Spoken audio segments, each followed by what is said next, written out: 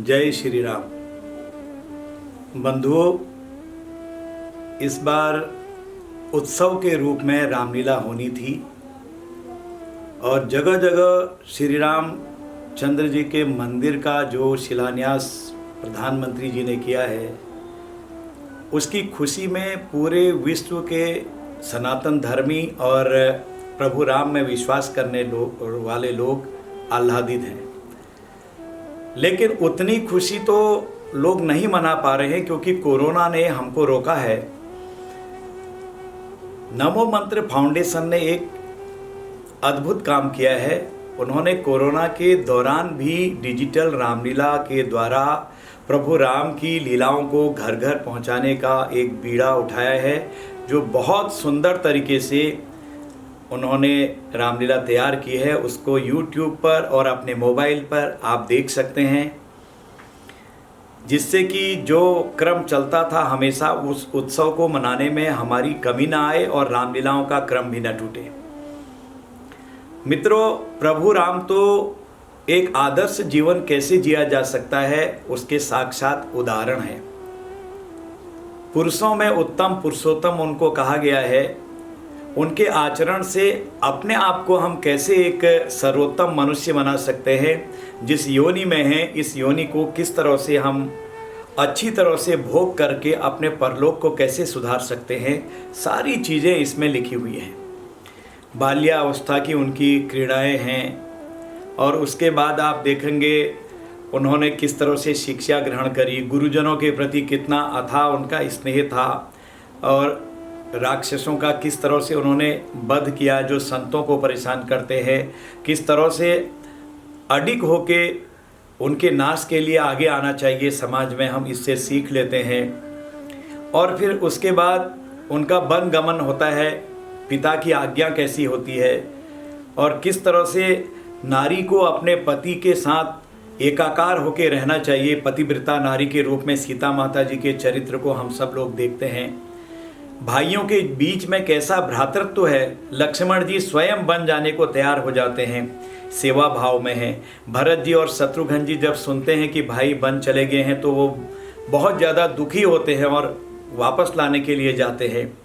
और धन्य है प्रभु राम और धन्य है भरत भाई। रामचंद्र जी कहते हैं कि पिता की आज्ञा का उल्लंघन हो जाएगा, भैया तुम लौट जाओ। और भरत जी बहुत जिद करते हैं।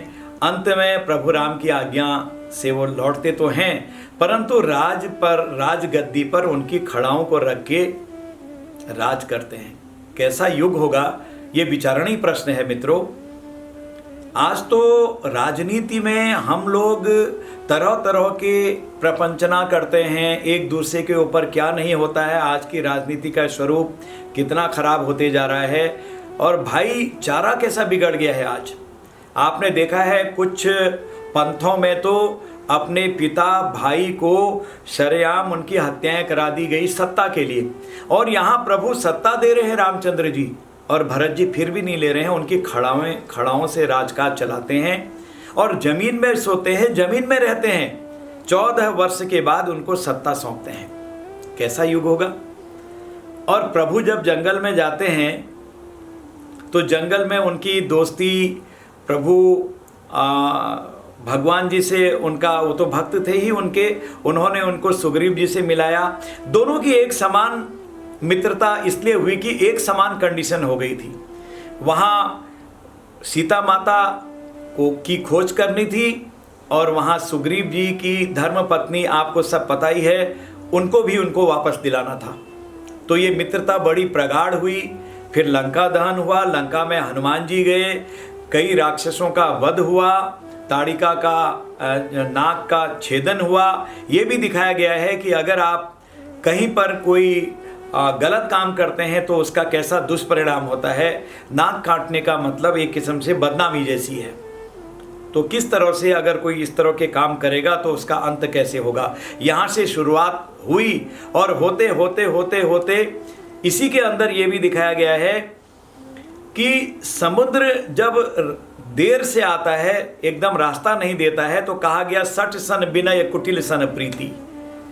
दुष्ट के साथ विनय करेंगे तो वो सिर में और आगे आपके चढ़ते जाएगा। और कुटिल के साथ प्रेम करेंगे वो आपको दगा दे जाएगा। कैसी नीति की बात है। मात पिता प्रभु गुरु की बानी, करिए विचार बिना शुभ जानी। माता पिता प्रभु और गुरु की बाणी यानी कि उनका कथन जो है उस पर बिना भले बुरे का विचार किए हुए उसे करना ही करना चाहिए।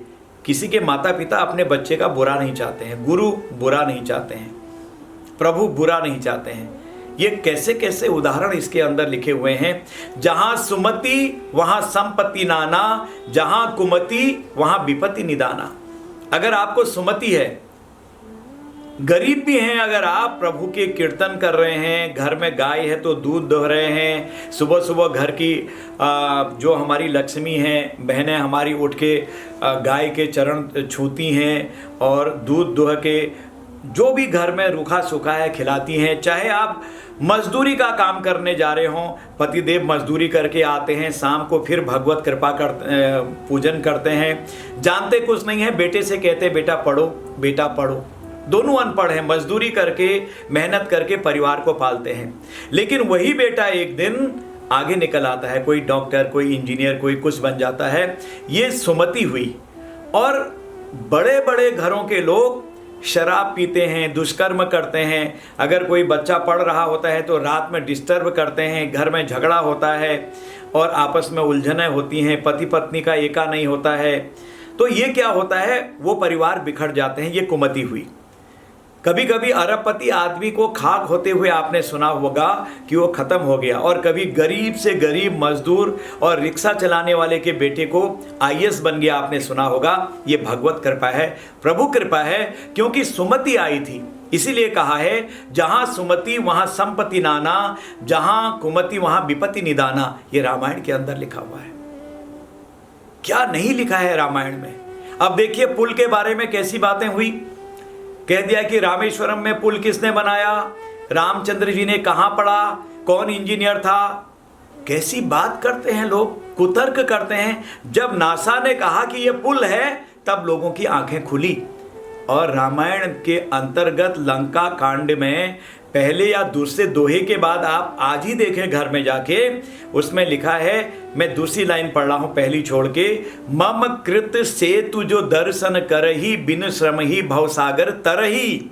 मम कृत सेतु, मेरे बनाए हुए सेतु का जो दर्शन करेंगे, बिना जप तप ध्यान कठिन योग, इसके बिना ही आप भवसागर से पार हो जाएंगे। ये रामायण के अंदर लिखा है। मित्रों, अगर शोध जिन्होंने करी है, जो राममय हो गए हैं, वो जानते कितनी बड़ी शक्ति है राम में, कितनी बड़ी शक्ति है। इसलिए मेरा तो आपसे अनुरोध है कि अयोध्या की खुशी में, राम मंदिर निर्माण की खुशी में प्रधानमंत्री जी ने जो शिलान्यास किया था, पूरा समाज, पूरे देश और दुनिया के हमारे जो सनातन धर्मी हैं गदगद हो गए थे।